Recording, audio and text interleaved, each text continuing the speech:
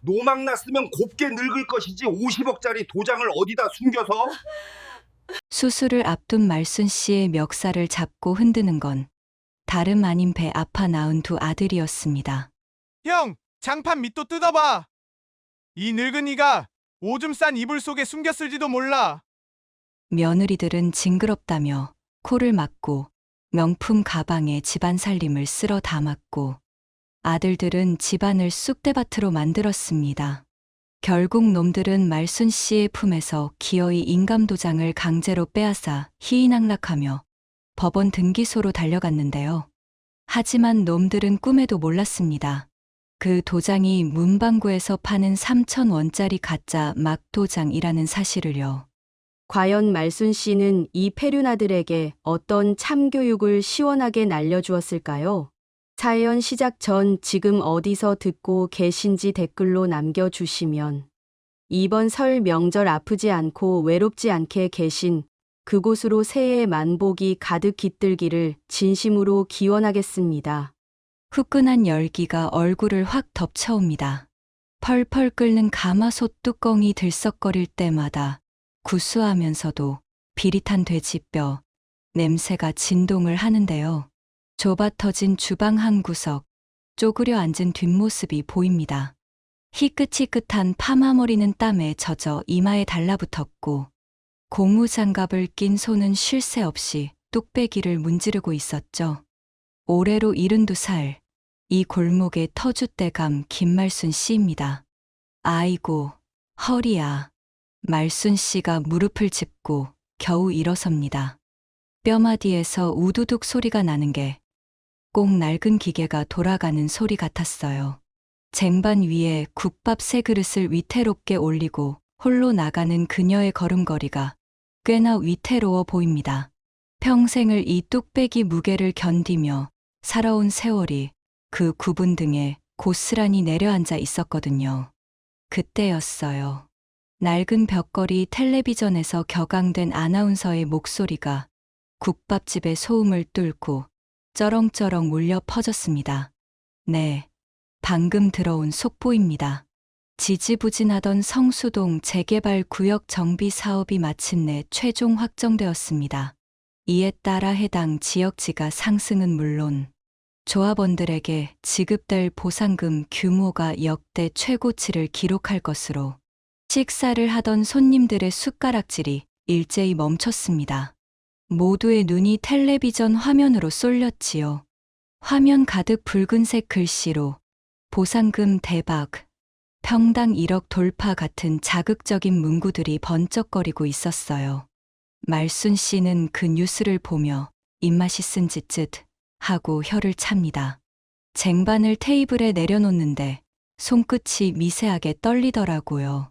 남들은 벼락부자가 됐다며 춤이라도 출 소식이지만 말순 씨의 표정은 어째 도살장에 끌려가는 소보다 더 어두웠습니다. 그녀는 앞치마에 물 묻은 손을 쓱쓱 닦으며 혼잣말처럼 중얼거렸어요. 돈벼락인지 날벼락인지 시끄러워 못 살겠구만. 리모컨을 찾아 텔레비전을 툭 꺼버리는데 그 손길이 어찌나 매몰차던지 곁에 있던 손님이 움찔할 정도였습니다. 50년 넘게 육수를 우려내며 지켜온 이 가게가, 그리고 자신이 평생 깔고 앉아 있던 이 땅이 이제 돈무더기로 변한다니. 말순 씨에게 그건 축복이 아니라 다가올 폭풍의 전조처럼 느껴졌던 겁니다. 가게 구석, 낫수를 걸치고 있던 단골 박 영감이 누런 이빨을 드러내며 킬킬거렸습니다.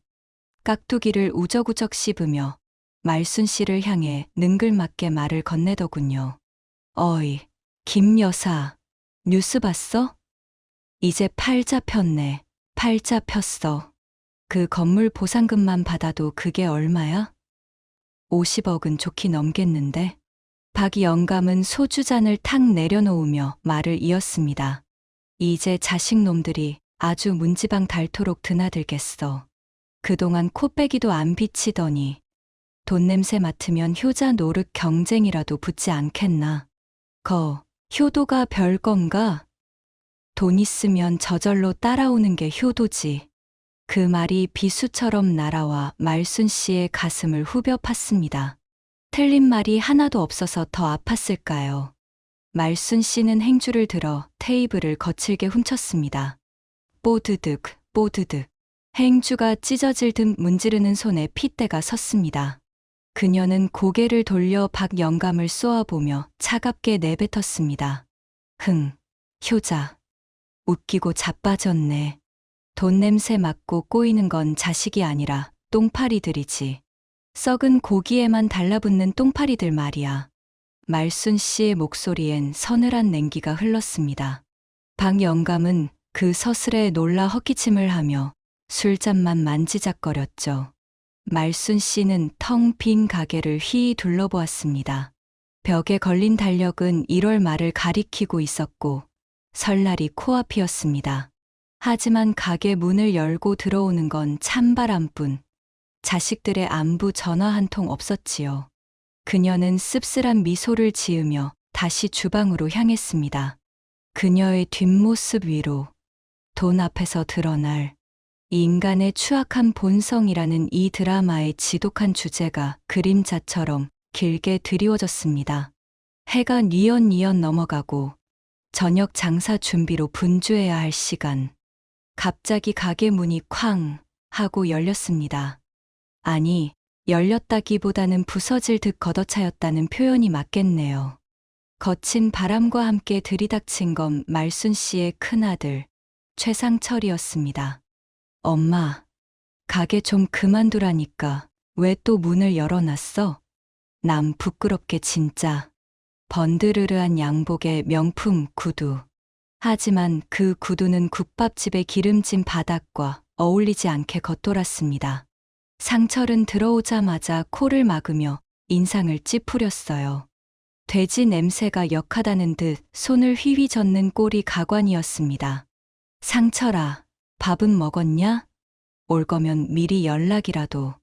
말순 씨가 반가움에 젖은 손을 내밀었지만 상철은 엄마의 손을 본체만 채하며 계산대 쪽으로 성큼성큼 걸어갔습니다. 밥이 문제야? 내 사업 자금, 그거 어떻게 됐어? 이번에 공장 부지 매입 못하면 나 부도난다고 했잖아. 엄마 건물 담보로 대출 좀 받자는데 그게 그렇게 어려워? 아들의 입에서 나온 첫마디는 엄마가 아니라 돈이었습니다. 상철은 계산대 서랍을 벌컥 열어젖히며 현금 뭉치가 있는지 뒤적거렸죠. 말순 씨의 가슴이 철렁 내려앉았습니다.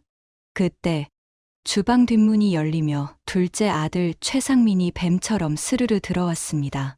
손에는 스마트폰을 쥐고 누군가와 통화 중이었는데 목소리가 잔뜩 낮아져 있었어요. 아, 형님. 기다려 보쇼. 우리 노인네 보험 들어둔 게 꽤 된다니까. 그거 해약하면 코인 물타기 할 정도는 나올 거야. 아, 비밀번호? 내가 알아서 하지. 상민은 엄마와 눈이 마주치자 화들짝 놀라며 전화를 끊는 신용을 했습니다. 하지만 말순 씨는 다 들었어요. 이놈이 제 어미 목숨값인 암보험까지 건드리려 한다는 걸요. 둘째는 해실해실 웃으며 말순 씨에게 다가와 어깨를 주무르는 척했습니다. 아이고, 우리 여사님, 피부가 왜 이렇게 거칠어졌어? 이래서야 며느리들이 보면 우리 욕하겠네. 그나저나 엄마, 저기 장롱 깊숙한 곳에 둔 인감도장 말이야. 그거 아직 거기 있지? 큰 놈은 대놓고 늑대처럼 으르렁거리고 작은 놈은 여우처럼 눈치를 살피며 간을 빼먹으려 합니다. 이 두 아들 녀석에게 어머니는 그저 걸어 다니는 현금 인출기에 불과했던 거죠. 그 난장판 속에서 묵묵히 소리 없이 움직이는 사람이 있었습니다. 막내딸 지수였어요. 지수는 퇴근하자마자 정장 바지 위에 촌스러운 꽃무늬 앞치마를 두르고 주방 구석에 산처럼 쌓인 설거지통 앞에 서 있었습니다. 오빠들은 손이 없어, 발이 없어. 엄마 허리 아픈 거 뻔히 알면서 돕지는 못할 망정 와서 행패야? 지수의 목소리는 차분했지만 고무장갑을 낀 손은 부들부들 떨리고 있었습니다. 그녀는 수세미에 세제를 묻혀 그릇을 닦았습니다. 그릇끼리 부딪히는 달그락 소리가 마치 지수의 속에서 우라가 치미는 소리처럼 들렸지요. 하지만 상철은 콧방귀를 뀌며 동생을 비웃었습니다. 야, 최지수. 너는 시집도 안 가고 여기서 궁상 떨고 있냐? 그러니까 내가 아직도 월세 사는 거야. 엄마한테 알랑거려서 콩고물이라도 떨어질까 싶어 붙어 있는 거. 내가 모를 줄 알아? 뭐라고? 오빠 말 다 했어. 지수가 젖은 손으로 튀어나오려 하자 말순 씨가 딸의 앞을 가로막았습니다. 말순 씨는 지수의 젖은 손을 꼭 쥐었습니다. 거칠고 퉁퉁 부은 딸의 손등이 말순 씨의 쭈글쭈글한 손바닥 안에서 파르르 떨렸습니다. 자식 셋을 낳아 길렀지만 정작 제 어미 살점을 떼어다 붙인 듯 아픈 손가락은 이 딸년 하나뿐이었으니까요. 며칠 뒤 서울의 한 대학병원 진료실. 공기는 차갑고 의사의 목소리는 건조했습니다. 벽에 걸린 하얀 시계 초침 소리만이 착, 착, 착 하고 말순 씨의 심장을 쪼아댔습니다. 김말순 환자분, 보호자분들과 같이 오시라고 말씀드렸는데요. 의사는 모니터에 띄워진 흑백의 위장 사진을 보며 안경을 고쳐 썼습니다. 말순 씨는 마른 침을 꿀꺽 삼키며 애써 태연한 척했습니다. 괜찮습니다, 선생님. 애들이 다 바빠서 제가 알아야 전달을 하지요. 그냥 말씀해 주세요. 의사는 잠시 망설이다가 펜을 놓고 무겁게 입을 뗐습니다. 위암입니다. 3기. 조금 넘었네요. 전이가 시작되어서 수술을 서둘러야 합니다.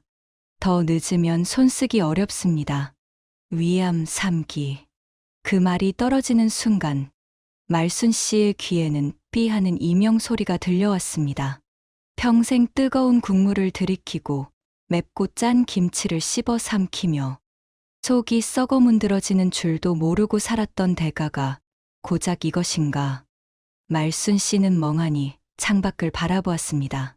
겨울바람에 앙상한 나뭇가지가 흔들리고 있었죠. 그녀의 삶처럼 위태롭게. 그날 저녁 말순 씨는 가족들을 본가로 긴급 소집했습니다. 오랜만에 꽉 찬 거실.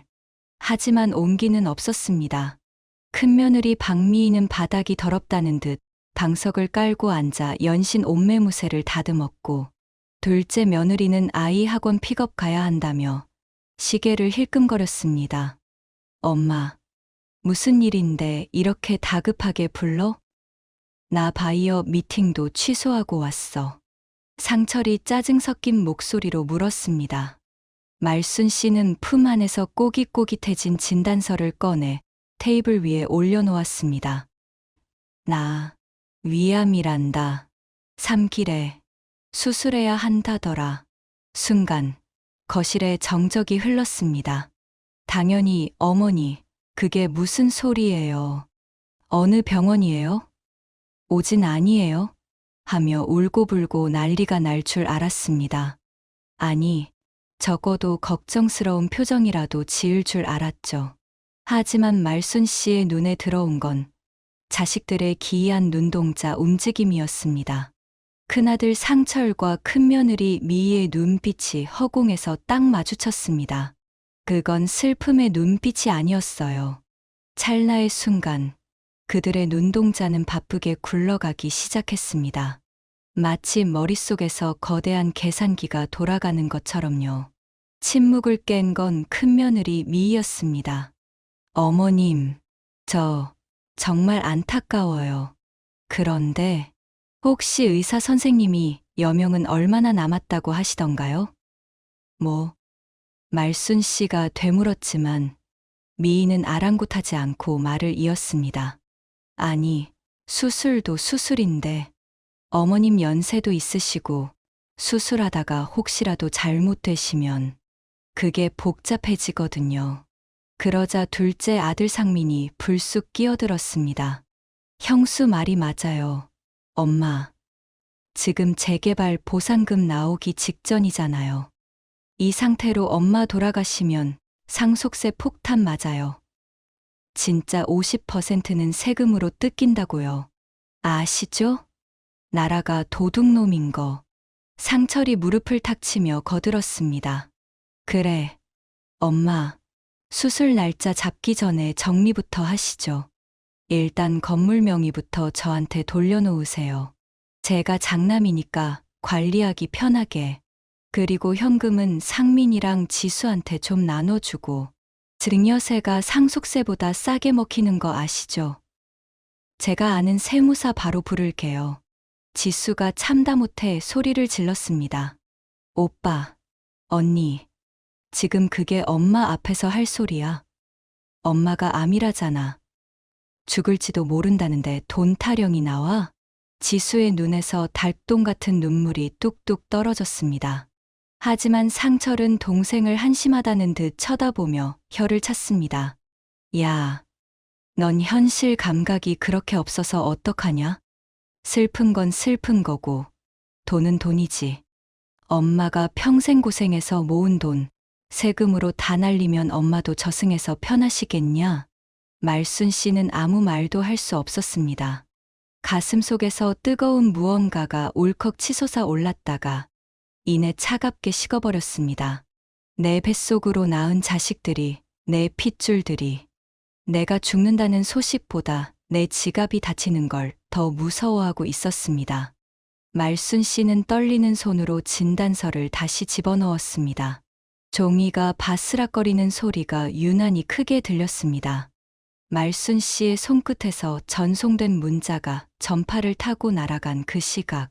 강남의 한 고급 오피스텔. 큰아들 상철은 러닝머신 위에서 땀을 흘리고 있었습니다. 억지로 몸을 혹사하며 스트레스를 풀던 중이었지요. 징징지잉. 러닝머신 계기판 위에 올려둔 최신형 스마트폰이 미친 듯이 진동했습니다. 상철은 수건으로 목을 닦으며 무심코 화면을 확인했습니다. 액정에 뜬 엄마 두 글자. 그는 인상을 찌푸리며 무시하려 했습니다. 또 병원비 타령이겠거니 했으니까요.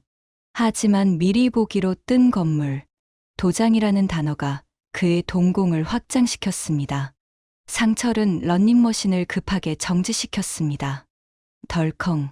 기계가 멈추기도 전에 내려오다가 발목이 꺾일 뻔했습니다. 그는 바닥에 주저앉은 채 떨리는 손으로 잠금을 풀었습니다. 이번 설날까지 나를 제일 기쁘게 하는 놈한테 다 주마. 도장은 내 방에 있다. 헉. 상철의 입에서 짐승 같은 거친 숨소리가 터져 나왔습니다. 심장이 쿵쾅거리다 못해 갈비뼈를 뚫고 나올 기세였습니다. 50억입니다. 아니, 재개발이 끝나면 100억이 될지도 모르는 황금알입니다.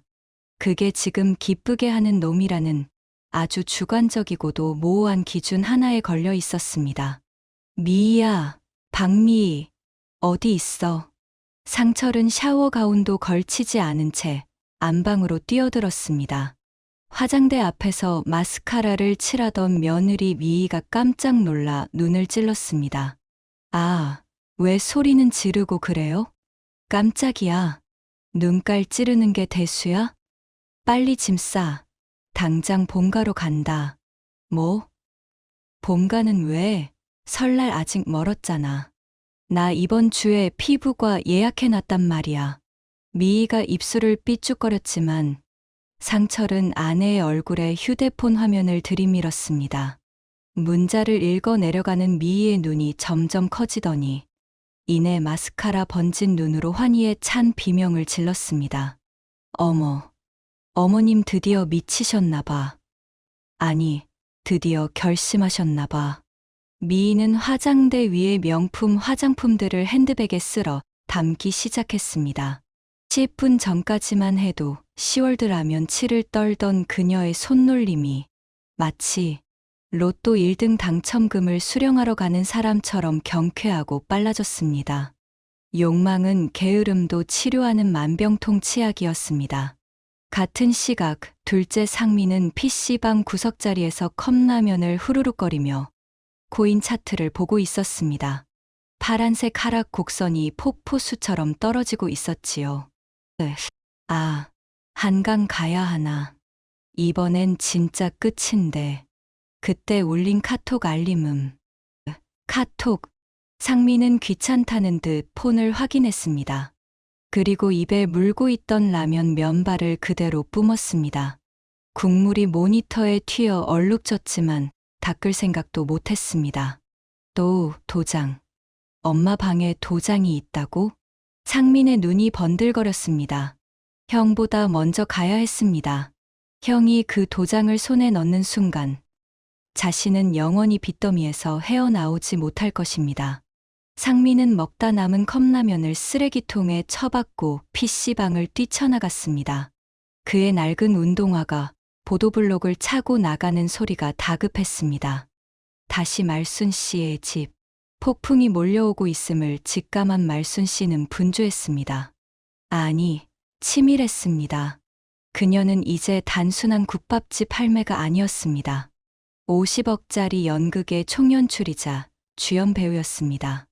너무 멀쩡해 보이면 안 돼. 의심 많은 놈들이라. 말순 씨는 화장대 앞에 앉았습니다.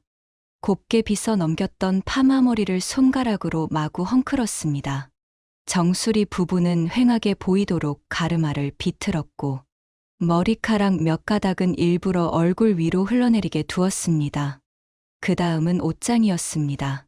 평소 깔끔하기로 소문난 말순 씨였지만 오늘은 달랐습니다. 짝이 맞지 않는 양말. 왼쪽은 회색 등산 양말, 오른쪽은 분홍색 수면 양말을 신었습니다. 바지는 무릎이 툭 튀어나온 낡은 몸빼 바지를 입고 위에는 어울리지 않는 화려한 꽃무늬 블라우스를 걸쳤습니다. 단추는 일부러 한 칸씩 어긋나게 잠갔습니다. 거울 속에 비친 모습은 영락없이 정신 놓은 노인네였습니다. 아직 부족해. 디테일이 생명이라 했습니다. 말순 씨는 부엌으로 가서 간장 종지를 꺼냈습니다. 그리고 냉장고를 열었습니다. 반찬통들이 가지런히 정리된 냉장고는 너무 멀쩡해 보였습니다. 그녀는 과감하게 김치통 뚜껑을 열어 삐딱하게 닫아놓고 먹다 남은 사과 껍질을 냉동실 얼음칸에 넣어두었습니다. 그리고 결정적인 한 방. 그녀는 두루마리 휴지를 풀어서 거실 바닥에 뱀처럼 늘어뜨려 놓았습니다. 소파 위에는 밥그릇을 뒤집어 놓고 TV 리모컨은 신발장 안에 숨겼습니다. 집안 꼴이 마치 도둑이 든 것처럼 아니면 귀신이 고칼 노릇처럼 기괴하게 변해갔습니다. 마지막으로 냄새. 말순 씨는 식초를 솜에 묻혀 집안 곳곳, 특히 자신의 옷소매와 목덜미에 살짝 발랐습니다. 시큼하고 퀴퀴한 냄새, 노인 냄새라고들 하는 그 불쾌한 냄새를 인위적으로 만들어낸 것입니다. 며느리들이 들어오자마자 코를 막고 인상을 쓸 것이 눈에 선했습니다. 후, 모든 준비가 끝났습니다. 말순 씨는 거실 한복판, 이불 더미 속에 파묻혀 웅크리고 앉았습니다. 무릎을 끌어안고 몸을 앞뒤로 흔들기 시작했습니다. 눈은 초점을 잃은 듯 멍하게 풀고 입은 반쯤 벌렸습니다. 오냐, 오냐, 내 새끼들. 돈 주러 온다. 돈. 그녀는 주문처럼 중얼거렸습니다. 멀리서 자동차 엔진 소리가 들려왔습니다. 끼익하고 급정거하는 소리, 쾅 하고 닫히는 차 문 소리, 쿵쾅거리는 발소리가 계단을 타고 올라옵니다. 현관문 도어락 비밀번호 누르는 소리가 들립니다. 띠, 띠리리. 엄마, 어머니. 문이 벌컥 열리고 늑대와 여우들이 들이닥쳤습니다. 말순 씨는 고개를 들지 않았습니다. 그저 몸을 흔들며 입가에 흐르는 침을 손등으로 쓱 닦았을 뿐입니다. 그 순간 현관에 들어선 자식들의 표정이 경악으로 일그러지는 것을 곁눈질로 확인하며 말순 씨는 속으로 쾌재를 불렀습니다. 어서 와라. 지옥에 온 걸 환영한다. 현관문이 열리자마자 들이닥친 건 걱정이 아니었습니다. 탐욕이었지요. 큰아들 상철이 신발도 벗지 않고 거실로 성큼 들어왔습니다. 그의 눈은 어머니의 얼굴이 아니라 안방 문고리를 향해 고정되어 있었거든요. 뒤따라 들어온 며느리 미희는 코를 감싸쥐며 인상을 찌푸렸습니다. 어머니, 이게 무슨 냄새예요? 집안 꼴이 이게 뭐고요? 미희의 명품 하이힐이 바닥에 널브러진 두루마리 휴지를 짓밟았습니다. 그제야 상철이 어머니를 발견하고는 소리쳤습니다. 엄마, 도장 어디 있어요? 문자 뭐예요? 그거. 정신이 오락가락한다니. 그게 무슨 소리냐고요?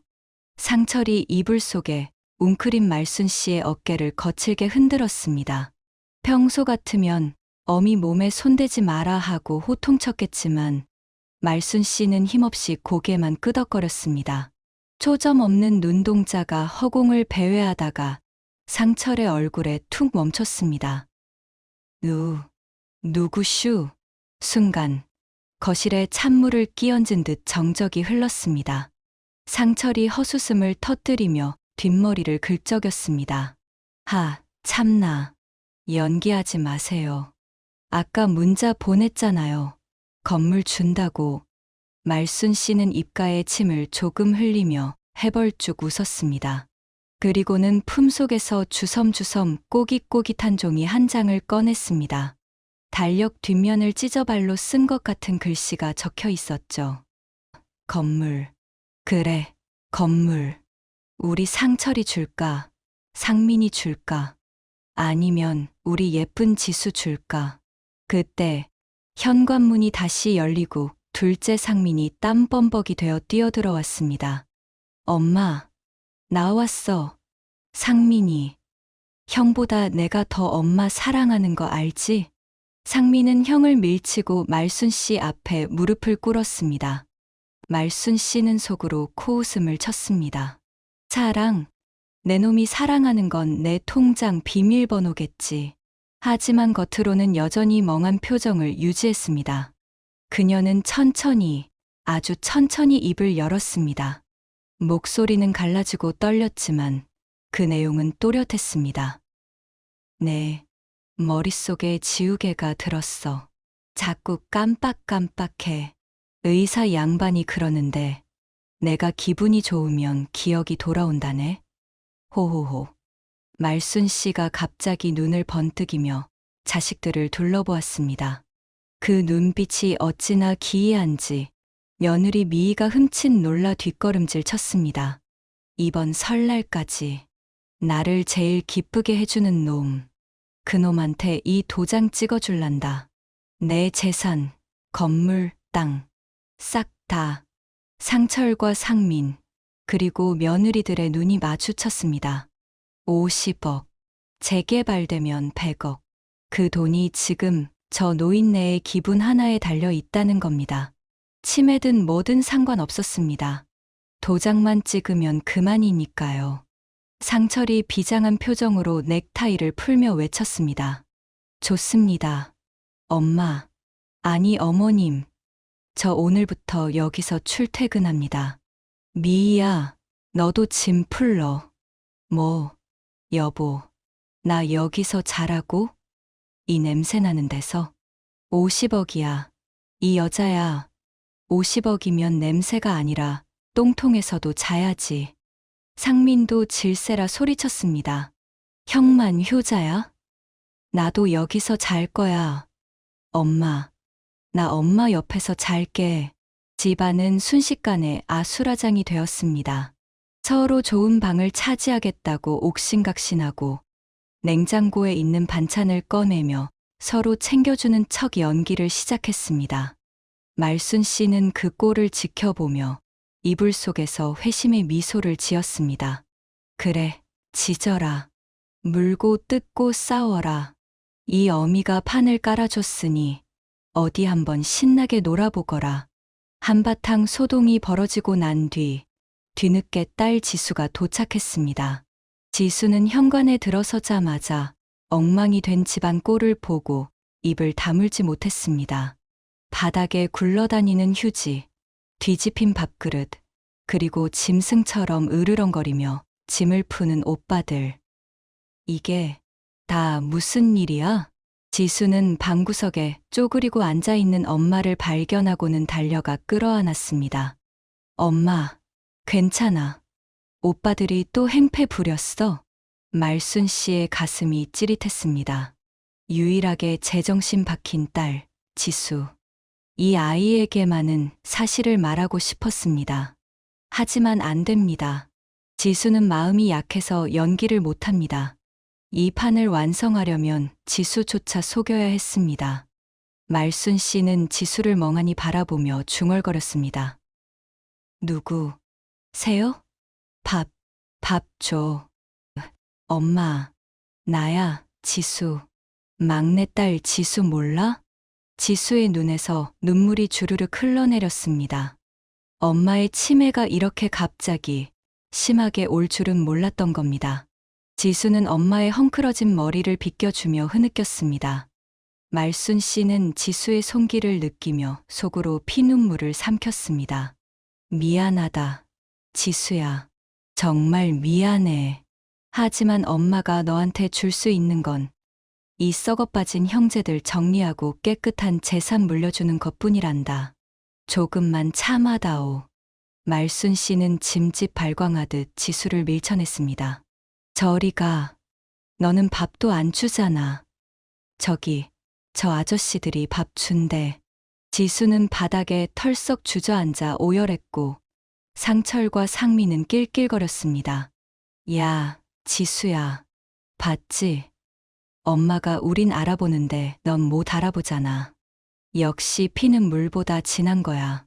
넌 그냥 집에 가라. 상철의 비아냥거림이 비수처럼 꽂혔지만 말순 씨는 표정 하나 바꾸지 않았습니다. 이제부터가 진짜 시작이었으니까요. 첫 번째 시험대는 그날 밤 바로 찾아왔습니다. 말순 씨는 일부러 물을 잔뜩 마셨습니다. 그리고 안방 침대 위에 깔아놓은 두꺼운 목화솜 이불에 물병 뚜껑을 열어 콸콸 쏟아부었습니다.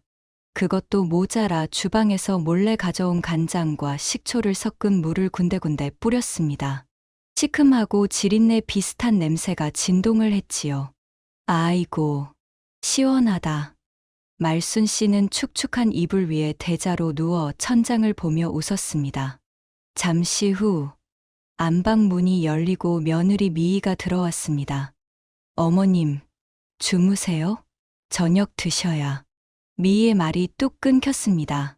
코를 찌르는 냄새, 그리고 이불을 적시고 있는 누르스름한 액체.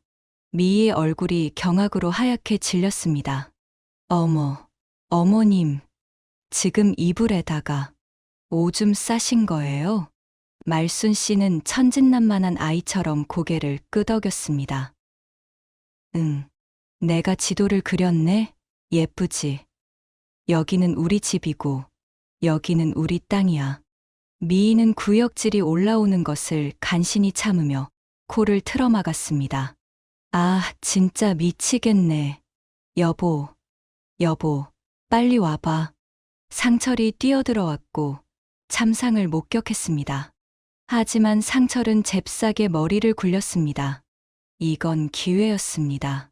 미희야, 잘 들어. 내가 이거 빨아. 엄마 보는 앞에서.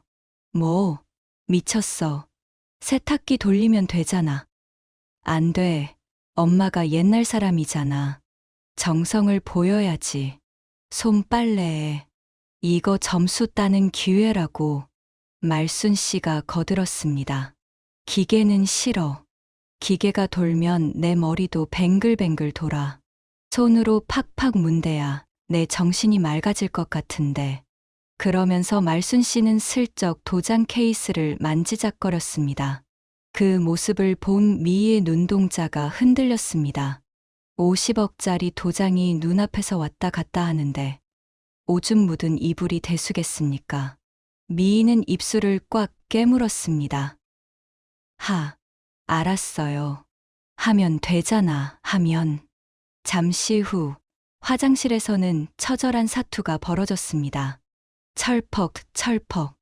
욕조에 물을 받아놓고 미희가 젖은 이불을 발로 밟기 시작했습니다.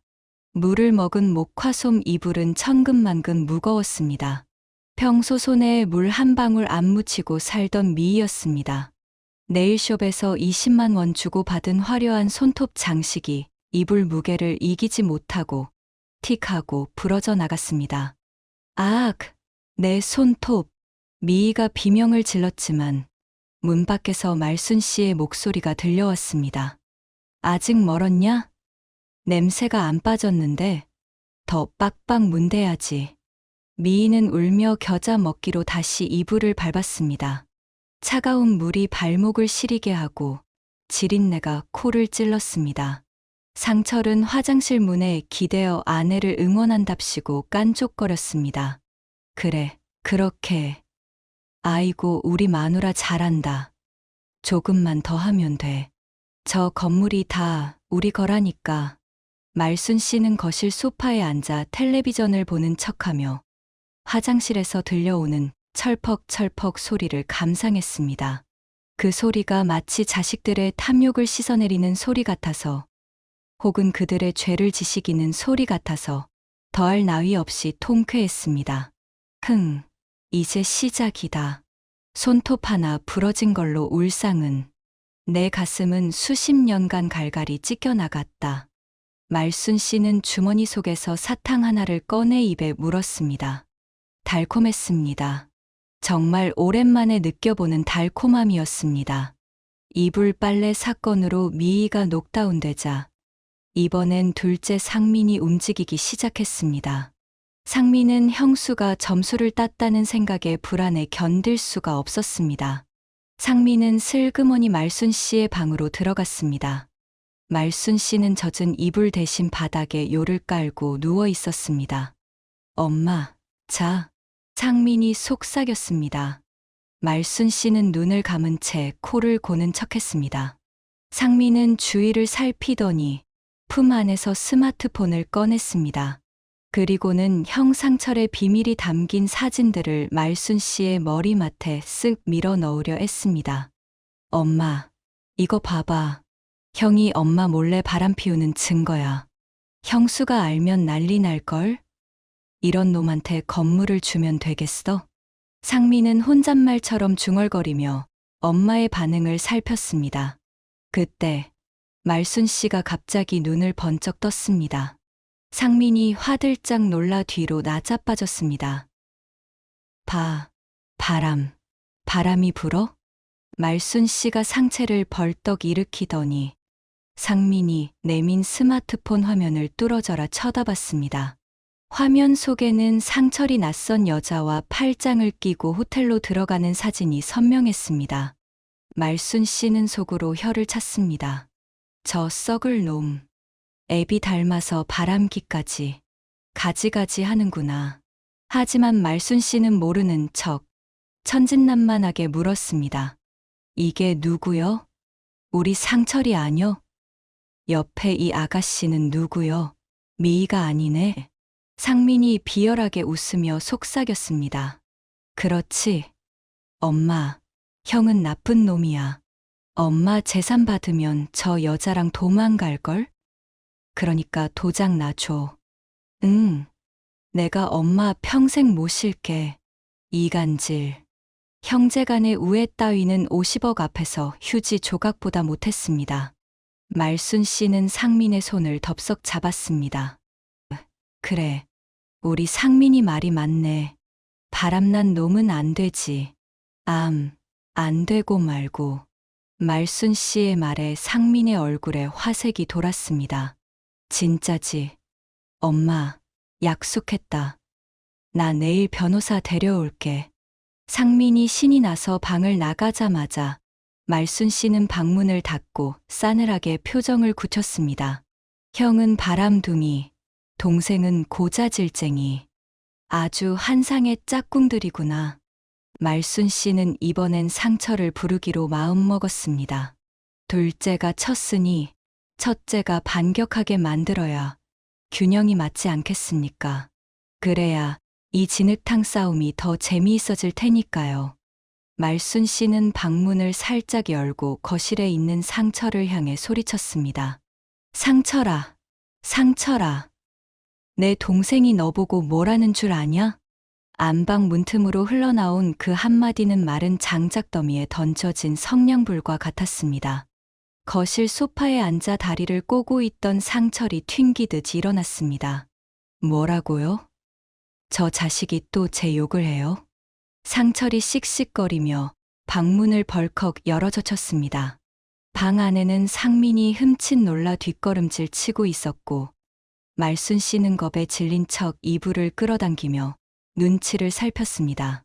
하지만 그 눈동자 깊은 곳에는 싸움을 붙이는 흥미진진한 불꽃이 일렁이고 있었죠. 어머, 내가 말 실수했나? 상민이가 그러는데 내가 회사 돈을 횡령해서 감방 가기 직전이라더라. 그래서 내 건물 팔아 메꾸려 한다던데 그게 사실이니? 말순 씨가 떨리는 목소리로 하지만 또박또박 내뱉었습니다. 상철의 얼굴이 시뻘겋게 달아올랐습니다. 그건 사실이었거든요. 하지만 그걸 동생 놈 입에서 듣게 될 줄은 몰랐던 겁니다. 상철이 짐승처럼 으르렁거렸습니다. 야, 최상민. 너 미쳤어. 없는 말을 지어내? 그러자 상민도 지지 않고 맞받아쳤습니다. 없는 말. 형, 저번에 감사팀 떴을 때 사채 써서 막은 거 내가 모를 줄 알아? 엄마, 형 믿지 마. 저 인간, 엄마 건물 받자마자 바로 팔아서 자기 구멍 메꿀 놈이야. 이 새끼가 진짜. 상철이 상민의 멱살을 잡았습니다. 우두둑 상민의 티셔츠 목이 늘어나는 소리가 적나라하게 들렸습니다. 두 형제는 서로 뒤엉켜 바닥을 굴렀습니다. 너는 깨끗해. 코인으로 수억 날려먹고 엄마 보험까지 손대려던 놈이 누구 앞에서 훈수야. 이거 나. 형만 아니었으면 나도 이렇게 안 살았어. 퍽, 주먹이 오가고 욕설이 난무했습니다. 며느리들이 비명을 지르며 말려보지만 역부족이었습니다. 집안은 순식간에 개싸움 판이 되었습니다. 50억이라는 거대한 먹이 앞에서 형제에는 뜯어먹기 좋은 살점일 뿐이었습니다. 그 아수라장 한가운데 말순 씨는 조용히 일어나 앉았습니다. 그리고 협탁 위에 놓인 귤 하나를 집어들었지요. 찍 귤 껍질 벗겨지는 소리가 상큼하게 퍼졌습니다. 그녀는 귤 한 조각을 입에 넣고 오물거리며 마치 텔레비전 드라마를 보듯 그 광경을 감상했습니다. 아이고, 형제가 우애가 좋아야지. 왜들 저러나. 말은 그렇게 했지만 그녀의 입꼬리는 귤의 단맛 때문인지 슬쩍 올라가 있었습니다. 서로의 치부를 드러내며 밑바닥까지 보여주는 저 꼴. 저것이 바로 돈 앞에서 발가벗겨진 자식들의 민낯이었습니다. 말순 씨는 귤을 다 먹고는 손에 남은 귤 냄새를 맡으며 중얼거렸습니다. 더 싸워라. 피 터지게 싸워. 그래야 내 속이 좀 시원해지겠구나. 형제의 나는 말순 씨의 승리로 끝났습니다. 두 아들은 서로를 견제하느라 이제 한시도 집을 비우지 못하게 되었지요. 말순 씨는 이 기세를 몰아 다음 작전을 개시했습니다. 바로 돈줄 말리기였습니다. 수술을 며칠 앞둔 어느 날, 병원에 입원 수속을 하러 간 날이었습니다. 원무과 직원이 병실 배정을 묻자 상철이 재빨리 끼어들었습니다. 아, 6인실로 해주세요. 보험 처리되는 걸로. 그 순간 휠체어에 앉아 졸고 있던 척했던 말순 씨가 벌떡 일어났습니다. 싫어. 나 6인실 안 가. 거기 가면 귀신이 나와. 나 무서워. 말순 씨가 병원 로비가 떠나가라 소리를 질렀습니다. 사람들이 웅성거리며 쳐다보자 상철과 상민은 얼굴이 화끈거려 어쩔 줄을 몰랐습니다. 아, 엄마. 조용히 좀 해. 6인실이 사람도 많고 더 안전해. 싫어. 나 1인실 아니면 수술 안 해. 집에 갈 거야. 도장이고 뭐고 다 찢어버릴 거야. 말순 씨가 휠체어에서 내려 바닥에 주저앉아 발버둥을 쳤습니다. 도장이라는 말에 형제의 눈이 다시 번쩍 뜨였습니다. 1인실 하루 입원비가 50만 원이 넘는데 수술하고 회복까지 하면 1,000만 원은 우습게 깨질 판이었습니다. 하지만 50억을 놓칠 수는 없었지요. 상민이 울며 겨자 먹기로 카드를 꺼냈습니다. 알았어. 1인실. 특실로 해드려요. 됐지? 한도 초과입니다. 원무과 직원의 건조한 한마디.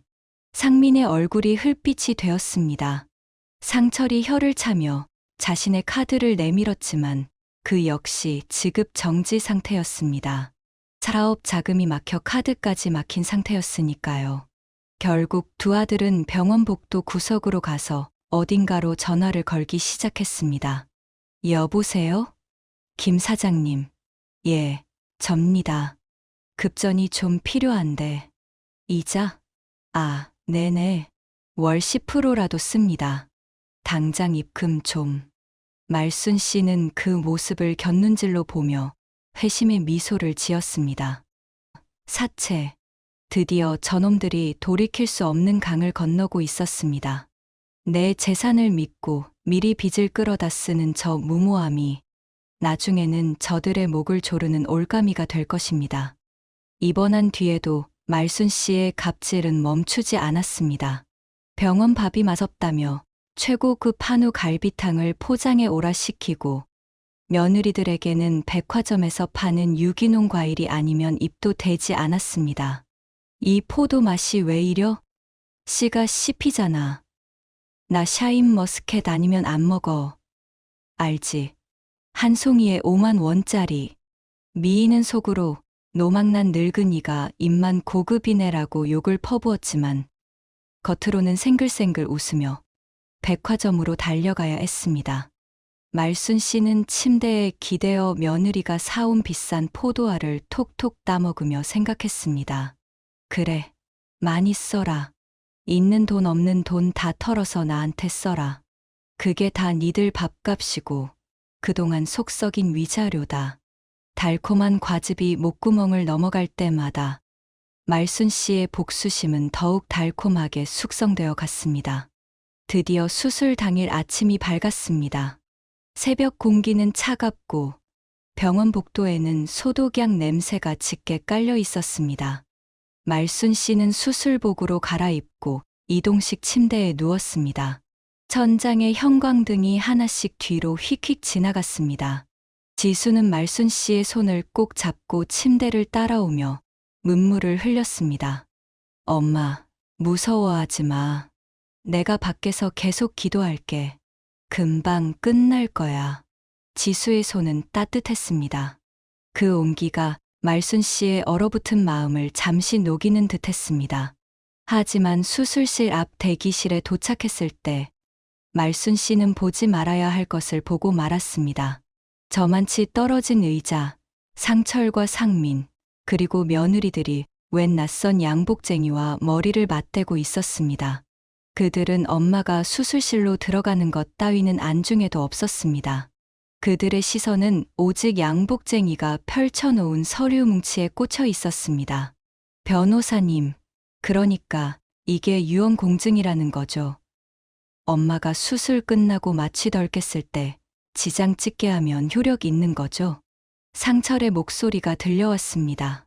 그럼요. 의사 소견서만 잘 받으면 됩니다. 일단 치매 진단은 나중에 문제될 수 있으니까 오늘 확실히 도장 받아야 합니다. 상민이 거들었습니다. 혹시라도 엄마 수술실에서 잘못되면 그러면 이 서류는 어떻게 되는 거예요? 바로 상속 절차 밟을 수 있나요? 잘못되면 아들이라는 놈이 어미의 죽음을 가정하고 아니 어쩌면 기대하고 그 이후에 돈 문제를 논의하고 있었습니다. 수술실 문이 열리고 차가운 냉기가 뿜어져 나왔지만 말순 씨의 가슴 속보다 차갑지는 않았을 겁니다. 지수가 그들을 보고 소리쳤습니다. 오빠, 지금 뭐 하는 거야? 엄마 수술 들어가는데. 그제야 아들들이 고개를 돌려 말순 씨를 쳐다봤습니다. 하지만 그 눈빛에는 걱정이라곤 한 톨도 없었습니다. 빨리 들어가서 빨리 끝내라는 무언의 압박뿐. 상철은 변호사에게 눈짓하며 서류를 황급히 가방에 쑤셔 넣었습니다. 말순 씨는 그 짧은 순간 아들들과 눈을 맞췄습니다. 그리고 결심했습니다. 마지막 망설임이라는 찌꺼기마저 깨끗이 태워버리기로요.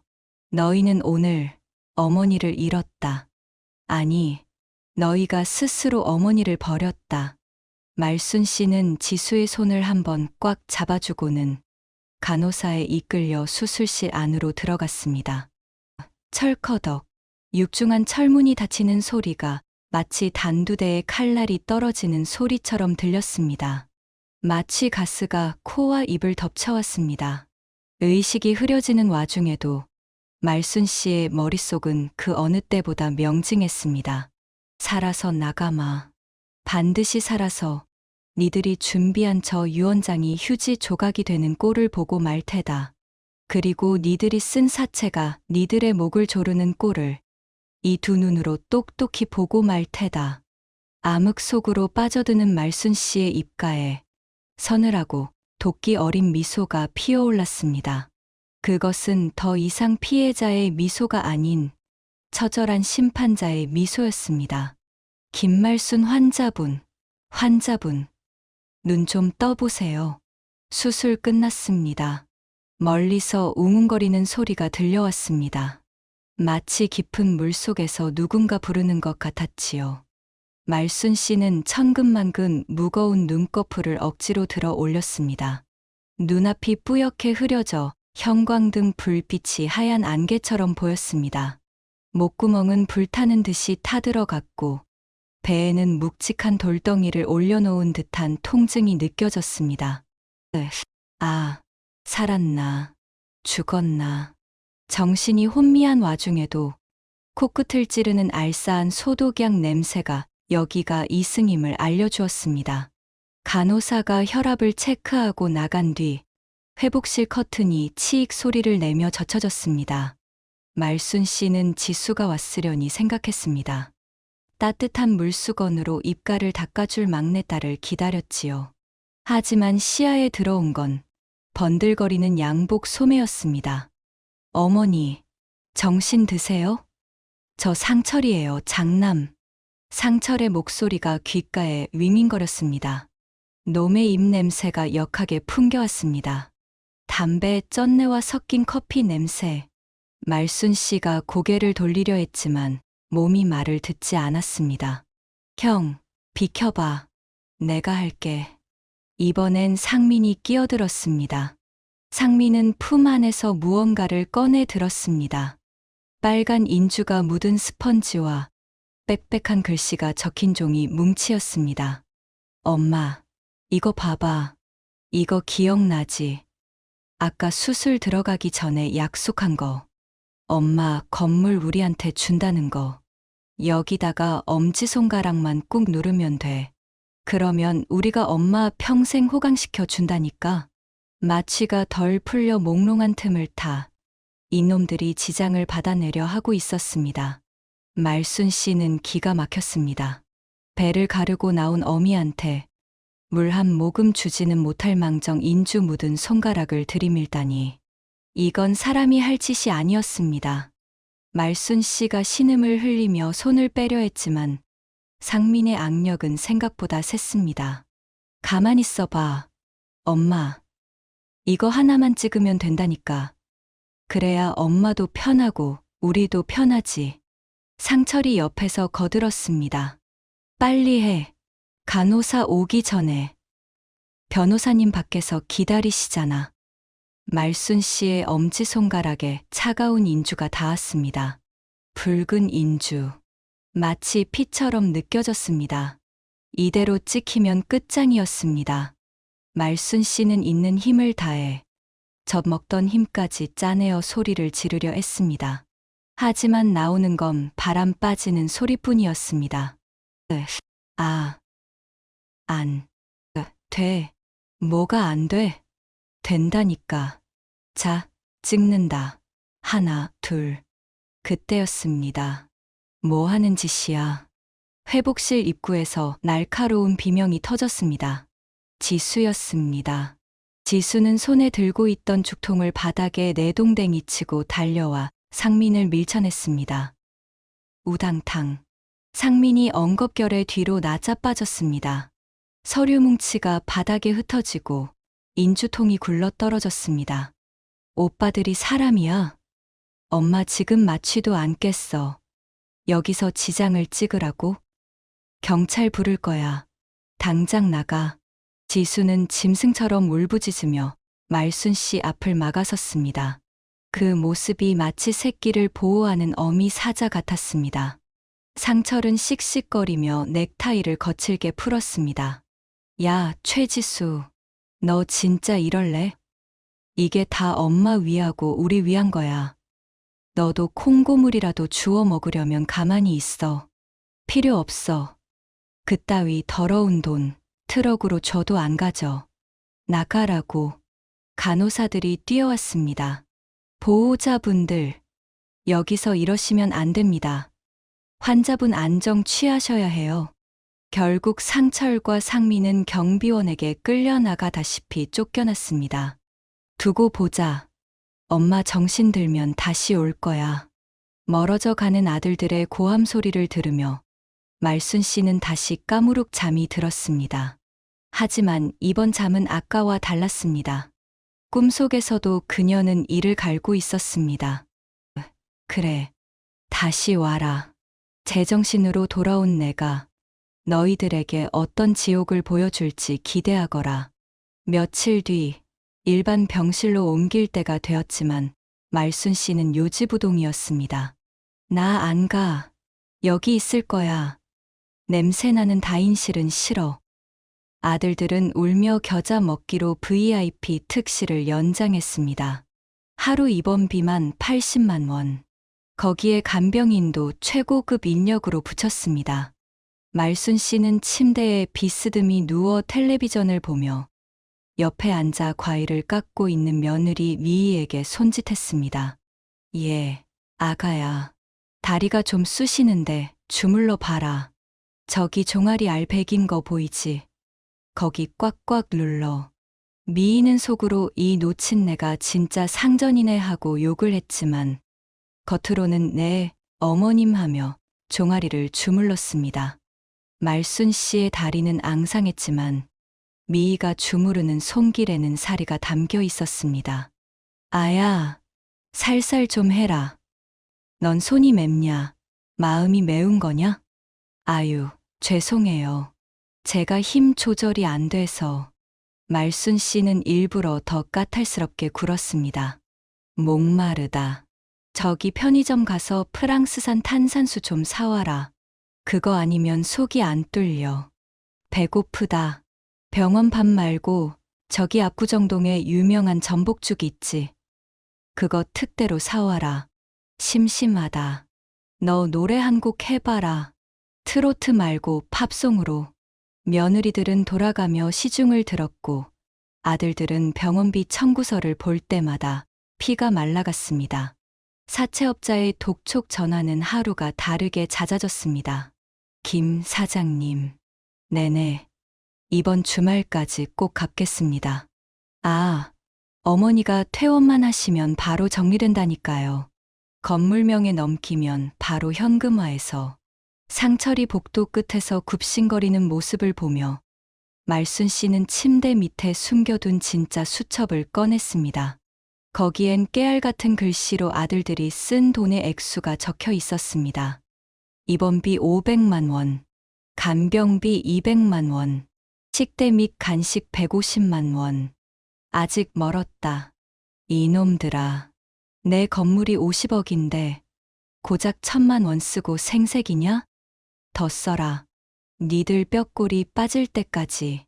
말순 씨는 수첩을 덮고 창밖을 바라보았습니다. 겨울바람이 매섭게 불고 있었습니다. 이제 곧 설날이었습니다. 그날이 오면 이 지긋지긋한 연극의 막을 내릴 것입니다. 그리고 그 피날레는 아주 화려하고 잔혹할 것입니다. 준비는 끝났다. 퇴원하고 돌아온 집은 예전의 그 포근한 보금자리가 아니었습니다.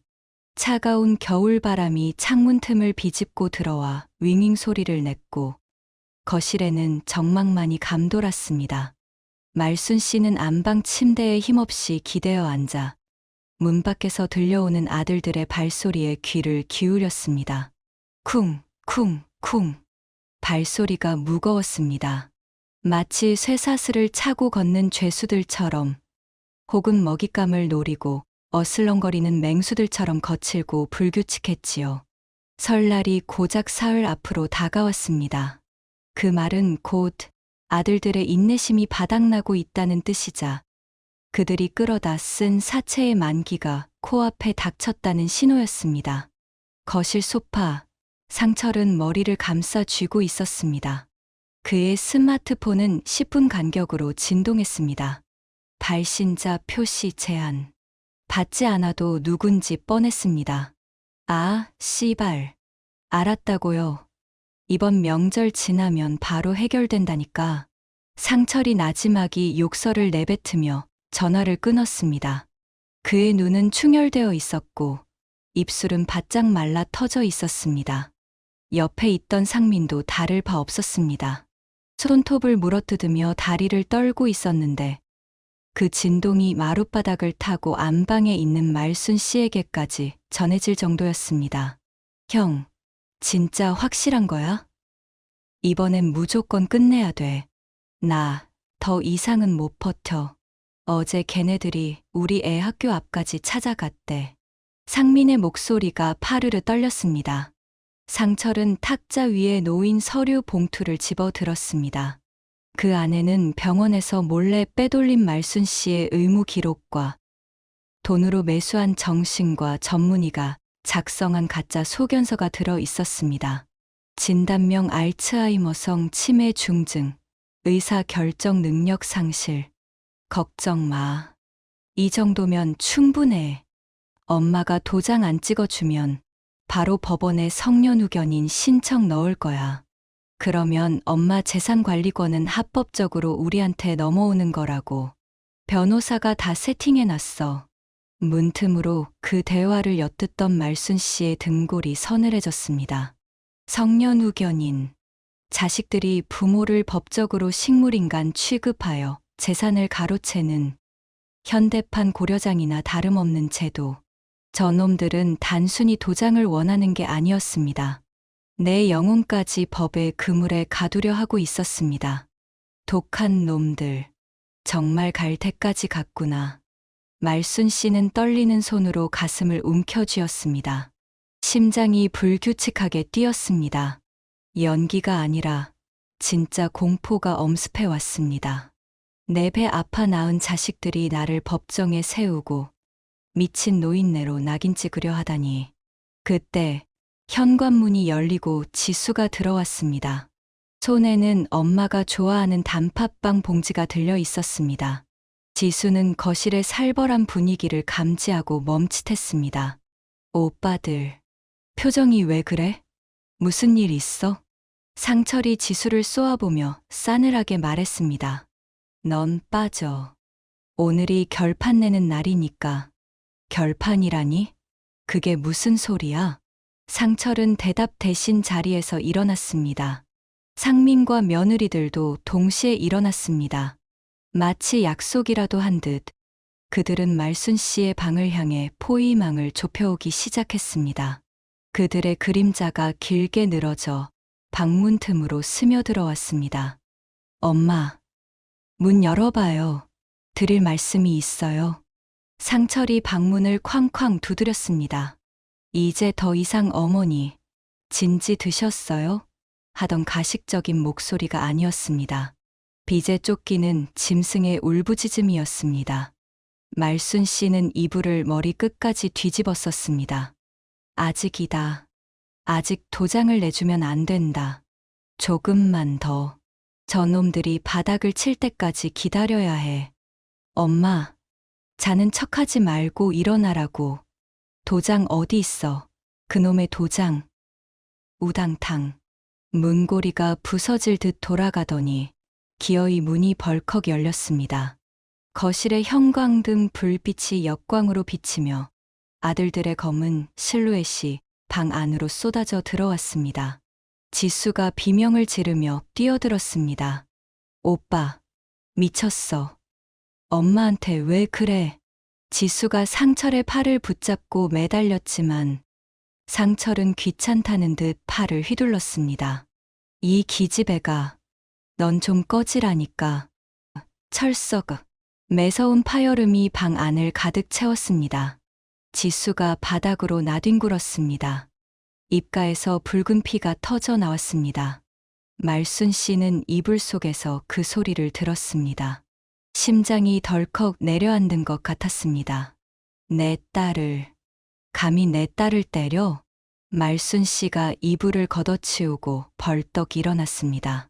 치매 연기고 뭐고 당장 저놈의 뺨을 후려갈기고 싶었습니다. 하지만 그 순간 상민이 말순 씨의 멱살을 잡다시피 하여 흔들었습니다. 엄마, 봤지? 지수 다치는 꼴 더 보고 싶어? 도장 내놔, 빨리. 상민의 눈은 돌아가 있었습니다. 흰자위가 번들거리는 게 꼭 마약 한 사람처럼 보였습니다. 며느리들은 방구석에서 장롱과 서랍을 뒤집어 엎고 있었습니다. 옷가지들이 허공에 날아다니고 말순 씨가 아끼던 앨범이 바닥에 패대기 쳐졌습니다. 여기 없어. 여보, 장롱 위에도 없어. 장판 밑에 뒤져봐. 분명히 이 방에 있다고 했어. 집안은 순식간에 난장판이 되었습니다. 강도가 들어도 이보다 심하진 않았을 겁니다. 말순 씨는 공포에 질린 연기를 하며 구석으로 물러났습니다. 살려주세요. 도둑이야. 강도야. 강도. 그래, 우리가 강도다. 자식 강도가 세상에서 제일 무서운 법이지. 그러니까 내놓으라고. 상철이 말순 씨의 어깨를 잡아채 벽으로 밀쳤습니다. 늙은 뼈마디가 벽에 부딪혀 쿵 소리를 냈습니다. 고통이 밀려왔지만 말순 씨는 비명조차 지르지 못했습니다. 눈앞의 아들이 너무나 낯설어서 너무나 끔찍해서 목소리가 나오지 않았습니다. 찾았다. 그때 큰며느리 미희가 소리쳤습니다. 그녀의 손에는 낡은 버선 하나가 들려 있었습니다. 그리고 그 버선목에서 붉은색 인주가 묻은 도장 케이스가 툭 떨어졌습니다. 대굴대굴. 도장 케이스가 방바닥을 굴러 상철의 발밑에서 멈췄습니다. 순간 시간이 멈춘 듯 했습니다. 상철은 떨리는 손으로 도장을 집어 들었습니다. 뚜껑을 열어 도장면을 확인했습니다. 김말순이라는 세 글자가 선명하게 새겨져 있었습니다. 하하하. 상철이 미친 사람처럼 웃음을 터뜨렸습니다. 찾았다. 드디어 찾았어. 이제 끝이야. 이 지긋지긋한 효도 놀이도 끝이라고. 상민도 달려들어 형의 손에 들린 도장을 보며 환호성을 질렀습니다. 형, 빨리 찍어. 서류 가져와. 지수가 바닥을 기어서 상철의 바짓가랑이를 잡았습니다. 오빠, 제발 그러지 마. 엄마 재산이잖아. 이러면 안 돼. 상철은 지수를 벌레 보듯 내려다보며 발로 걷어찼습니다. 비켜. 이게 다 너 때문이야. 내가 엄마 꼬드겨서 우리 목까지 챙기려다 이렇게 된 거라고. 말순 씨는 벽에 기대어 주저앉은 채 그 모든 광경을 지켜보았습니다. 피 흘리는 딸, 춤추는 며느리들, 도장을 들고 광기에 젖은 아들들. 그것은 지옥도였습니다. 가족이라는 이름으로 묶인 가장 추악하고 잔인한 지옥. 그래, 다 가져가라. 그 도장이 너희를 어디로 데려가는지 한번 보자꾸나. 상철은 거실 탁자 위에 미리 준비해 둔 증여, 계약서와 위임장을 펼쳤습니다. 그리고 망설임 없이 도장에 인주를 듬뿍 묻혔습니다. 꾹. 종이 위에 붉은 도장이 찍혔습니다. 하나, 둘, 셋. 그 소리가 마치 말순 씨의 심장에 못을 박는 소리처럼 들렸습니다. 끝났다. 이제 이 건물은 내 거야. 상철은 서류를 품에 안고 감격에 겨워했습니다. 며느리들은 하이파이브를 하며 샴페인이라도 터뜨릴 기세였습니다. 하지만 그들은 몰랐습니다. 그 도장이 문방구에서 3,000원 주고 판 막도장이라는 사실을. 진짜 인감 도장은 이미 말순 씨가 병원에 입원하기 전 변호사 사무실 금고에 맡겨두었다는 사실을. 폭풍이 휩쓸고 지나간 새벽. 아들 내외는 내일 아침 일찍 등기소에 가야 한다며 서류를 챙겨 집으로 돌아갔습니다. 그들의 뒷모습은 개선장군처럼 당당했습니다. 엄마, 푹 쉬세요.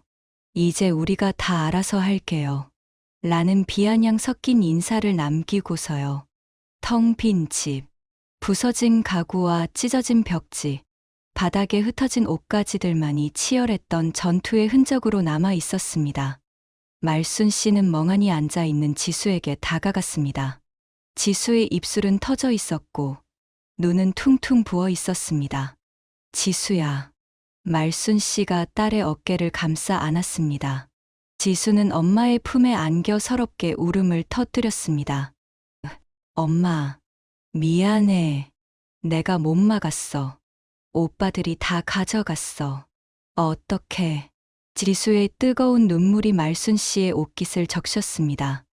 말순 씨는 딸의 등을 토닥이며 이제는 더 이상 숨길 필요가 없다고 느꼈습니다. 더 이상 딸을 속이는 건 죄악이었습니다. 그리고 이제는 진짜 반격을 준비해야 할 때였습니다. 지수야, 뚝 그쳐라. 말순 씨의 목소리가 변했습니다. 더 이상 떨리지도 어눌하지도 않았습니다. 맑고 단호한 예전의 여장부 김말순의 목소리였습니다. 지수가 놀란 눈으로 고개를 들어 엄마를 쳐다봤습니다. 엄마, 말순 씨는 바닥에 떨어진 앨범을 주워 먼지를 털어내며 말했습니다. 그 도장, 가짜다. 문방구에서 3,000원 주고 판 거다. 진짜 인감은 김 변호사 사무실에 있다. 그리고 이 건물. 이미 지난주에 재단에 기부하기로 약속하고 공증까지 마쳤다. 지수의 입이 떡 벌어졌습니다. 그럼 오빠들이 가져간 건 휴지 조각이지. 아니, 지옥행 티켓이지. 말순 씨의 눈빛이 새벽 여명처럼 차갑게 빛났습니다. 그놈들, 내일 아침에 등기소 가서 서류 접수하면 알게 될 거다. 그리고 사채업자들도 알게 되겠지. 담보가 가짜라는 걸.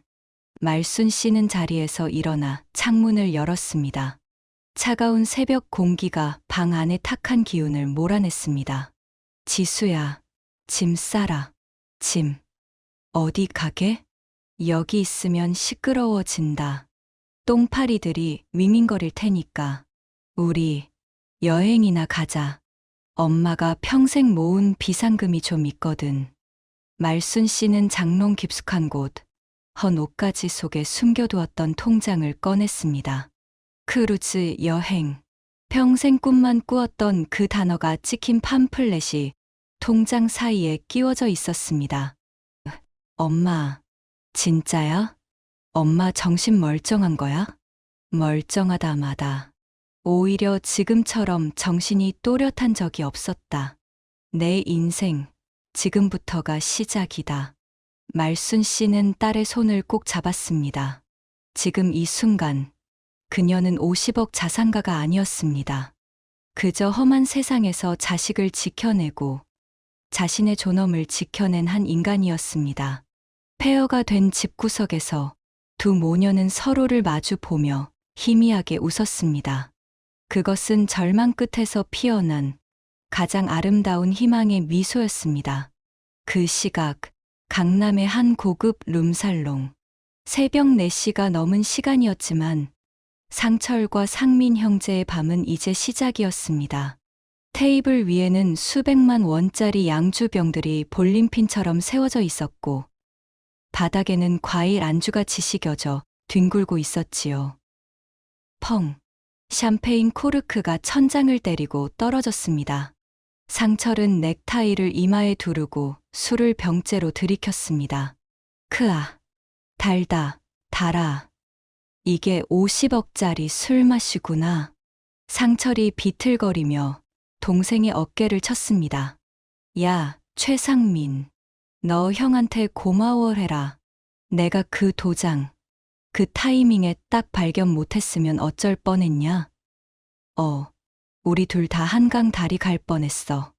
상민도 이미 눈이 풀려 있었습니다. 그는 휴대폰을 꺼내 통화 목록에 있는 김 사장의 번호를 띄워놓고 희죽거렸습니다. 형, 나 지금 이 새끼한테 전화해서 욕 한 바가지 해줄까? 야, 이 개새끼야. 돈 갚으면 될 거 아냐 하고? 으아아. 며느리들도 신이 났습니다. 미인은 휴대폰으로 명품 가방 쇼핑몰을 보고 있었고, 둘째 며느리는 벌써부터 이사 갈 강남 아파트 시세를 검색하고 있었지요. 여보, 나 이번엔 펜트하우스로 갈래. 어머님, 그 냄새나는 국밥집 건물 싹 밀어버리고 주상복합 올리면 우리 맨 꼭대기층 쓰는 거지. 당연하지. 아예 건물 이름을 상철타워로 지을까? 으하아. 그들은 이미 승리자였습니다. 서류에 찍힌 도장이 가짜일 거란 의심은 0.1%도 하지 않았습니다. 그들에게 어머니란 존재는 이미 지워졌고, 오직 등기 권리증만이 그들의 새로운 부모였습니다. 상철은 술에 취해 테이블 위에 올라가 마이크를 잡았습니다. 자, 다들 들어라. 내일 아침 9시 법원 등기소 문 열리자마자 접수하고 바로 어머니 요양병원으로 모신다. 시설 좋은 데로 알아봤어. 산속이라 공기 좋고 면회는 1년에 한 번이면 충분하겠지. 올소. 효자 났네. 효자 났어. 형제는 서로를 끌어안고 덩실덩실 춤을 추었습니다. 그들의 웃음소리가 룸 안에 가득 찼지만 그 소리는 어딘가 기괴하고 공허했습니다. 마치 벼랑 끝에서 추는 춤사위 같았으니까요.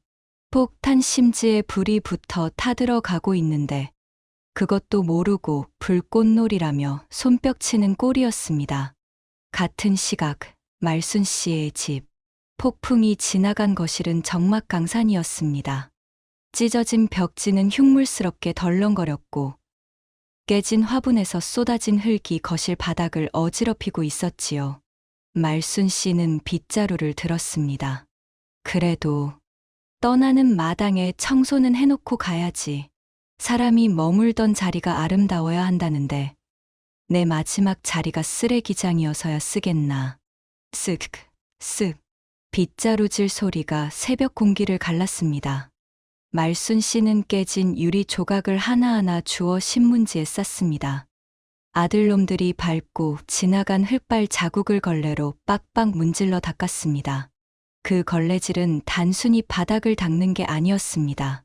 지난 40년 이 집에서 자식들을 키우며 흘렸던 눈물, 콧물, 그리고 헛된 기대들을 싹 닦아내는 의식이었습니다. 지수야, 너도 이리 와서 좀 거들어라. 우린 도망가는 게 아니다. 이사 가는 거야. 아주 좋은 곳으로. 지수는 부은 눈을 비비며 엄마를 도왔습니다. 모녀는 말없이 청소했습니다. 1시간쯤 지났을까. 집안은 다시 말끔해졌습니다. 비록 가구들은 부서졌지만 바닥만은 윤이 날 정도로 깨끗했습니다.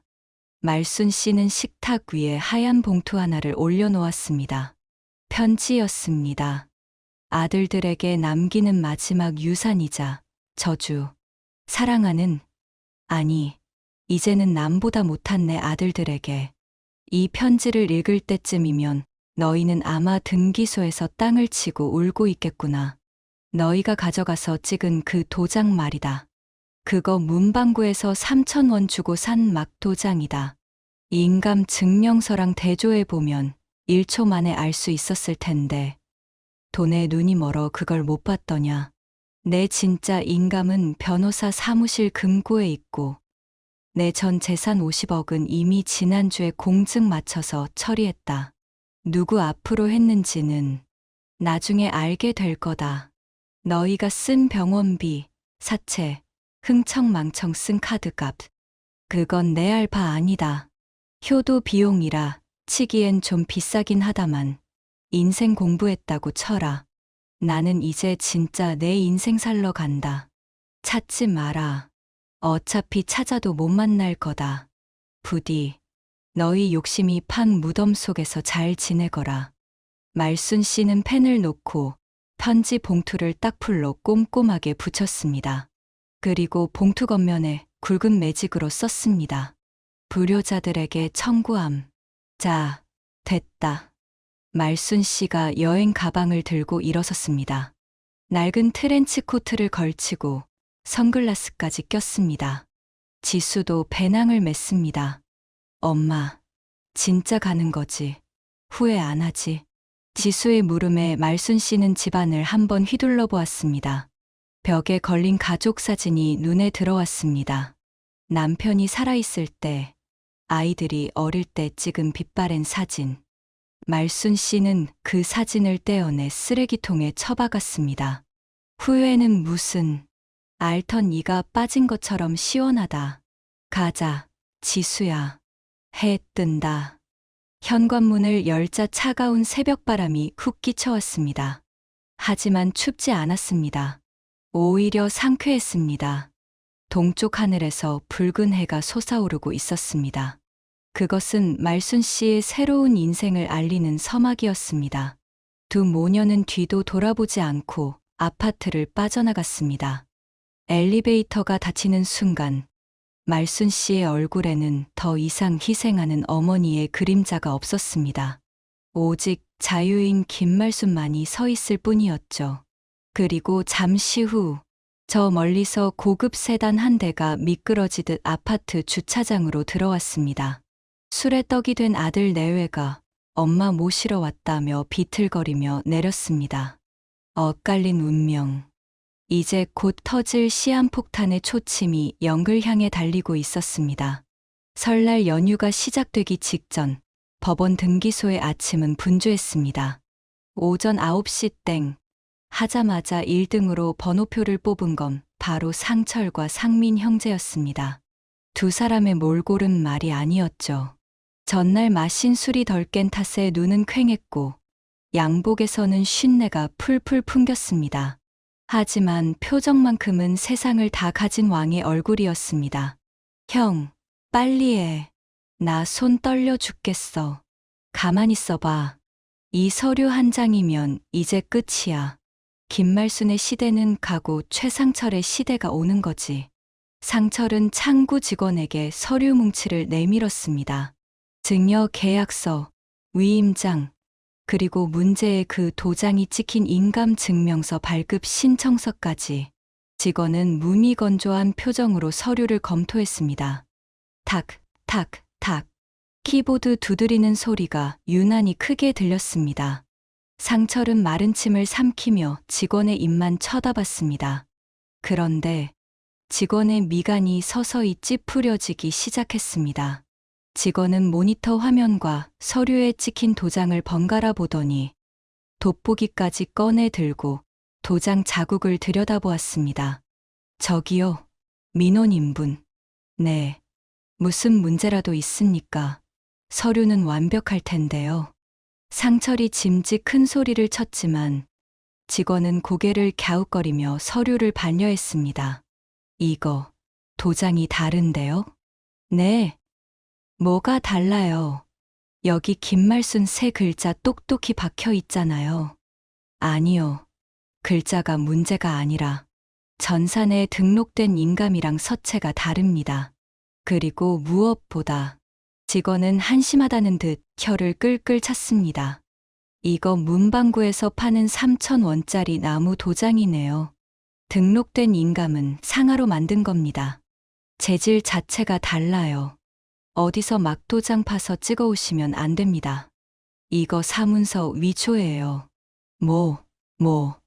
뭐요, 위조? 상철의 머릿속이 하얗게 변했습니다. 다리에 힘이 풀려 그 자리에 주저앉을 뻔했죠. 뒤에 서 있던 상민이 달려들어 직원의 멱살을 잡으려 했습니다. 야, 똑바로 봐. 우리 엄마가 준 거 맞아. 내가 뭘 안다고 짓거려. 경비. 청원 경찰이 달려오고 등기소 안은 순식간에 아수라장이 되었습니다. 쫓겨나듯 등기소 밖으로 내동댕이 쳐진 두 형제. 찬 바람이 뺨을 때렸지만 술은 깨지 않고 공포만 밀려왔습니다. 형, 도장이 가짜라니. 그게 무슨 소리야? 몰라. 나도 몰라. 일단 집으로 가. 엄마한테 따져야 돼. 두 형제는 택시를 잡아탔습니다. 기사 이 양반, 성수동, 빨리.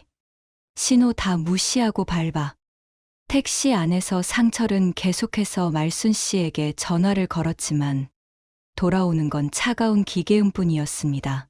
전원이 꺼져 있어 소리샘으로 연결되어 오니 엄마, 문 열어. 김말순 씨, 나오라고. 현관 도어락을 부술듯 누르고 들어간 집. 하지만 그들을 반기는 건 지독한 고요뿐이었습니다. 어제까지만 해도 쓰레기장 같았던 거실은 기분 나쁠 정도로 깨끗하게 치워져 있었고 퀴퀴한 노인 냄새 대신 향긋한 라벤더 향기가 감돌았습니다. 어디 갔어? 방에 숨었나? 상철과 상민, 며느리들이 신발도 벗지 않고 방마다 뒤졌습니다. 장롱 문을 열고 화장실을 뒤지고 베란다 창고까지 샅샅이 뒤졌지만 개미 새끼 한 마리 보이지 않았습니다. 말순 씨와 지수의 짐은 싹 빠져 있었고 옷걸이만 덩그러니 흔들리고 있었죠. 형, 여기 식탁 위에. 상민이 소리쳤습니다. 식탁 정중앙 하얀 봉투 하나가 놓여 있었습니다. 겉면에 적힌 불효자들에게 청구함이라는 글씨가 그들을 비웃고 있었습니다. 상철은 떨리는 손으로 봉투를 찢었습니다. 편지지가 바스락거리는 소리가 마치 그들의 인생이 구겨지는 소리 같았습니다. 너희가 훔쳐간 도장은 문방구 막도장이다. 진짜 인감은 변호사한테 있다. 그리고 이 건물은 이미 지난주에 독거노인 지원재단에 기부했다. 등기 이전 다 끝났으니 이제 이 집 주인은 내가 아니라 재단이다. 기부, 버글, 생판 남한테. 미희가 비명을 지르며 주저앉았습니다. 미쳤어. 노망이 나도 단단히 났지. 어떻게 자식 놔두고 기부를 해. 내 펜트하우스, 내 강남 아파트. 하지만 절망은 거기서 끝이 아니었습니다. 편지 마지막 줄이 그들의 숨통을 끊어놓았습니다. 출신 너희가 내 병원비로 쓴 돈, 사채 끌어다 쓴 돈. 그거 갚으려면 꽤나 고생 좀 하겠구나. 아 참, 재단 이사장이 누군지 아냐? 내 막내딸 지수다. 꼬우면 지수한테 가서 빌어보든지. 최지수, 그 기집애가 이사장을. 상철이 편지를 갈기갈기 찢어 허공에 뿌렸습니다. 눈앞이 캄캄했습니다. 건물을 담보로 사채를 3억이나 당겼었는데 담보가 날아갔습니다. 그것도 모자라 동생 지수 밑으로 기어들어가야 할 판이었습니다. 그때였습니다. 테이블 위에 올려둔 상철의 휴대폰이 웅장하게 울리기 시작했습니다. 발신자 김 사장 사채. 벨소리가 마치 장송곡처럼 들렸습니다. 상민의 전화기도 동시에 울렸습니다. 제2금융권 독촉팀. 형, 어떻게? 김 사장이 지금 집 앞으로 오고 있대. 상민의 얼굴이 백지장처럼 하얗게 질렸습니다. 상철은 전화를 받지도 끊지도 못한 채 벌벌 떨었습니다. 그 순간 밖에서 우웅하는 굉음과 함께 확성기 소리가 들려왔습니다. 최상철, 최상민, 돈 갚아라. 남의 돈 떼먹고 도망가면 무사할 줄 알았냐? 아파트 단지가 떠나가라 울리는 고함 소리. 사채업자들이 용역 깡패들을 대동하고 트럭을 몰고 온 것입니다. 동네 주민들이 베란다 문을 열고 내다보기 시작했습니다. 아이고, 저 집 아들들 사채 썼나 봐. 어쩐지 벤츠 타고 다니더니 다 빚이었구만. 수근거리는 소리가 집 안까지 들려왔습니다. 사회적 체면, 명예, 그리고 돈. 모든 것이 한순간에 와르르 무너져 내렸습니다. 이게 다 형 때문이야. 형이 도장 확실하다며. 형이 책임져. 상민이 형의 멱살을 잡았습니다. 뭐가 내 탓이야. 내가 바람 넣었잖아. 엄마 치매라고 꼬드긴 게 누군데. 두 형제는 서로의 머리채를 잡고 뒹굴었습니다. 며느리들은 서로 내 남편이 문제다라며 소리를 지르고 싸웠습니다. 깨끗하게 치워진 거실은 다시 난장판이 되었습니다. 피를 나눈 형제가 짐승보다 못한 꼴로 서로를 물어뜯는 동안 현관문이 쾅 하고 부서지며 용역들과 경찰이 들이닥쳤습니다. 당신들 뭐야? 주거 침입에 폭행, 사기 혐의로 긴급 체포합니다. 경찰이 형제에게 수갑을 채웠습니다. 차가운 금속이 손목을 조여왔습니다. 형사님, 아니에요. 억울해요. 우리 엄마가 사기꾼이에요. 엄마 좀 잡아주세요. 상철이 발악하며 끌려가면서도 엄마 탓을 했습니다. 그 추한 꼴을 동네 사람들이 스마트폰으로 찍어대고 있었습니다. 플래시가 터질 때마다 그들의 몰락은 영원히 박제되고 있었습니다. 고개를 돌리면 눈이 시리도록 푸른 바다가 펼쳐집니다. 갈매기 소리가 끼룩끼룩 울리고 하얀 파도가 부서지는 소리가 경쾌합니다. 호화 크루즈 선상의 선데크. 따스한 햇살 아래 선글라스를 끼고 우아하게 누워있는 말순 씨가 보입니다. 낡은 몸빼 바지 대신 화려한 휴양지 원피스를 입고 손에는 샴페인 잔을 들고 있었죠. 그 옆에는 지수가 편안한 얼굴로 책을 읽고 있었습니다. 엄마, 안 추워. 바람이 좀 부는데. 춥기는. 내 평생 이렇게 따뜻한 겨울은 처음이다. 말순 씨는 샴페인을 한 모금 마셨습니다. 톡 쏘는 탄산이 목을 타고 넘어가며 지난 세월의 체증을 싹 씻어내려 주었습니다. 그녀는 수평선 너머를 바라보며 마치 누군가에게 말하듯 툭 내뱉었습니다. 감옥 밥은 입에 맞으려나 모르겠네. 국밥보단 맛없을 텐데. 누구? 오빠들. 몰라. 똥파리들 안부 따위 내가 알게 뭐냐. 말순 씨는 호탕하게 웃었습니다. 아아아. 그 웃음소리가 파도 소리에 섞여 멀리 퍼져나갔습니다. 그녀의 얼굴에 패인 깊은 주름 사이사이에 비로소 편안한 행복이 고여들었습니다.